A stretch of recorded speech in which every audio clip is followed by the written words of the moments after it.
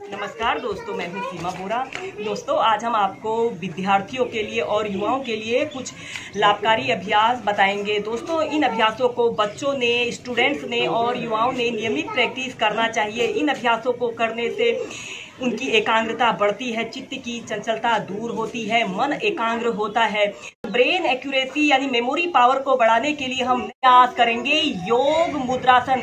इसे करने के लिए भी आपने ऐसे ही पद्मासना पर बैठ जाना है। कमर गर्दन आपने अपनी बिल्कुल सीधी रखनी है। फिर इसके बाद आपने अपने दोनों हाथों को पीछे से ऐसे इंटरलॉक कर लेते हैं। लंबी गहरी श्वास अंदर भरनी होती है और श्वास छोड़ते हुए धीरे धीरे ऐसे आगे को झुक जाते हैं। अपनी ठोड़ी को, अपने माथे को ऐसे जमीन पर स्पर्श कराने की कोशिश करते हैं और अपने दोनों हाथों को पीछे से ऐसे उठा लेते हैं। एक आरामदायक अवधि के लिए 30 सेकंड से लेकर 2 मिनट तक ऐसे ही इस योग मुद्रासन की पोजीशन में रहें। दोस्तों, इस योग मुद्रासन को करने से हमारे पूरे शरीर में ब्लड सर्कुलेशन काफी अच्छा रहता है और यह हमारी मेमोरी पावर को बढ़ाने के लिए एक बहुत ही सरल और सहज अभ्यास है। Normal breathing. फिर धीरे धीरे श्वास अंदर भरते हुए ऐसे प्राइमरी स्टेज में आ जाते हैं। ऐसे ही इस योग मुद्रासन को आप नियमित 4 से 5 बार होल्ड करके प्रैक्टिस कीजिए। दोस्तों, स्टूडेंट्स की एकाग्रता को बढ़ाने के लिए हम करेंगे वीरासन। इसे पर्वत आसन भी कहा जाता है। यह एक संतुलन का बेस्ट एक्सरसाइज होती है। इसे करने से हमारे पैर काफ़ी मजबूत बनते हैं। इसे करने के लिए आपने ऐसे ही पद्मासना पर बैठ जाना है। कमर गर्दन आपने अपनी बिल्कुल सीधी रखनी है। फिर आपने ऐसे अपने घुटनों के बल ऐसे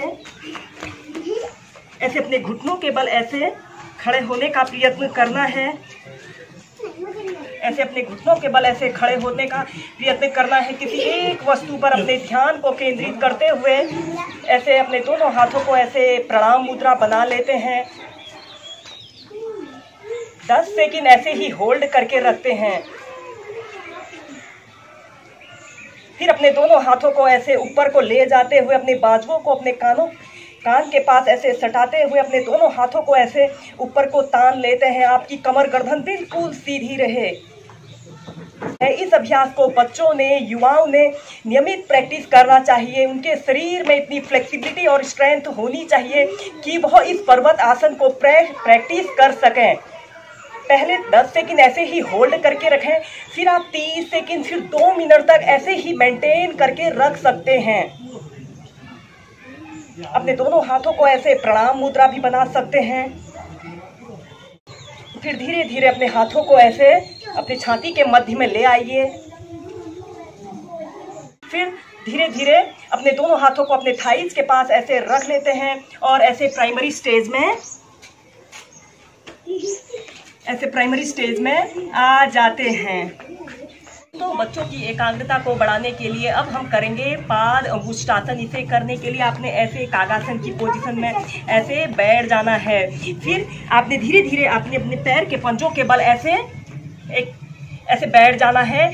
एड़ियां ऊपर की तरफ रहें। एड़ियों को हल्का सा आपने टच करना है। इसके बाद आपने अपने लेफ्ट पैर को ऐसे उठाकर राइट थाइज के पास ऐसे रख लेना है, यानी कि अर्ध पद्मासना की पोजीशन पर आना है। और धीरे इस स्थिति में आपका घुटना जमीन को स्पर्श न करने पाए। फिर धीरे धीरे किसी एक वस्तु पर अपने ध्यान को केंद्रित करते हुए अपने दोनों हाथों को ऐसे प्रणाम मुद्रा बना लेते हैं। फिर धीरे धीरे अपने दोनों हाथों को ऐसे ऊपर ले जाते हुए आपके बाजू ऐसे कान के पास ऐसे सटे हुए हों।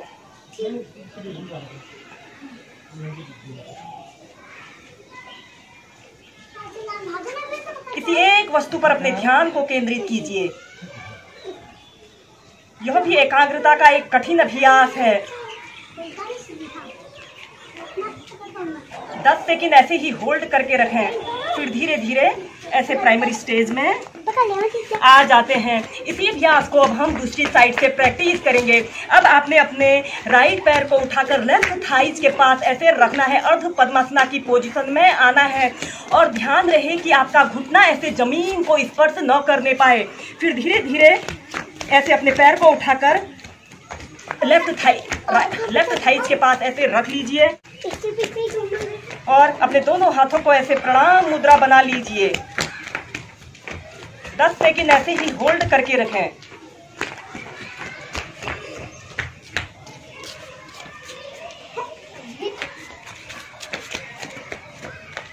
अपने हाथों को ऐसे ऊपर को ले जाइए।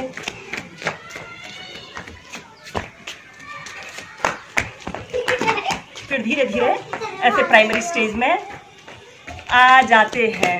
ऐसे ही इस अभ्यास को आप लेफ्ट और राइट पैर से स्टार्टिंग में एक बार ही प्रैक्टिस कीजिए। फिर इसके बाद इसका अभ्यास क्रम बढ़ाकर आप 2 बार 3 बार प्रैक्टिस कर सकते हैं।